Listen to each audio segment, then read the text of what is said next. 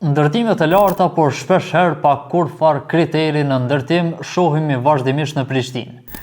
Pikërisht për këto ndërtime në shumë raste kanë qenë rrezik i lartë për qytetarët, derisa ngjashëm ishte situata edhe dje kur një pjesë e rrugës Don Shtyfen Kurti është shembur krejtësisht duke dhënë përshtypjen sikur diçka përpiu tokën dhe duke krijuar frikë të jashtëzakonshme tek qytetarët të cilët gjenden përreth.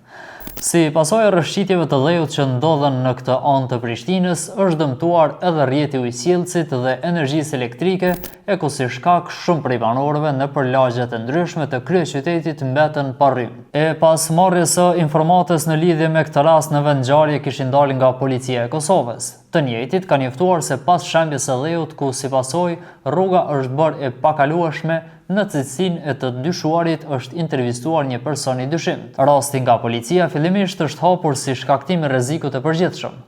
I menjëhershëm ishte po ashtu edhe reagimi i prokurorisë themelore në Prishtinë, ku kryeprokurori i prokurorisë themelore të kryeqytetit Zejnullah Gashi ka thënë se deri më tash është autorizuar policia, si dhe është intervistuar personi përgjegjës i kompanisë punëkryese Club Invest. Prokurori Gashi ka thënë se hetimet do të zgjerohen edhe në pista të tjera duke mos përjashtuar as zyrtar komunal nëse sipas tij vërehet se dikush prej tyre ka pasur edhe përgjegjësi mbikëqyrëse.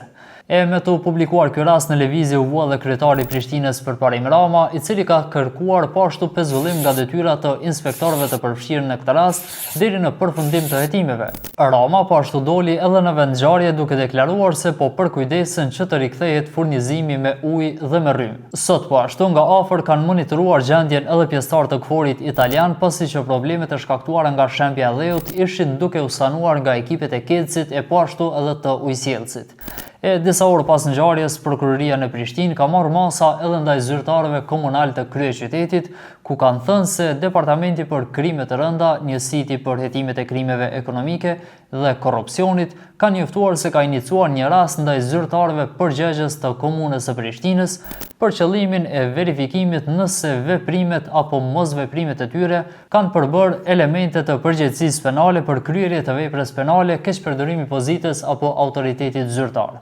Pati raportime se shembja e dhejut kishte filluar pas një rrjedhje të vazhdueshme të ujit nga gypat e ujësjellësit KRU Prishtina, e për të cilën gjë tentuam të marrim edhe një qendrim nga zyrtarja premedje nga ujësjellësi Arjeta Mjeku, mirë po e njëjta nuk ishte e qasshme, ashtu siç nuk ishte as drejtori për emergjenca në komunën e Prishtinës, Lulzim Fushtica. Duke mos përfunduar me kaq, Përparim Rama njoftoi se ka marrë vendim për krijimin e një komisioni të ri që do t'i vlerësojë me urgjencë të gjitha vendpunishtet dhe se vendpunishtet ku do të ketë raportim për shkelje do të mbyllen.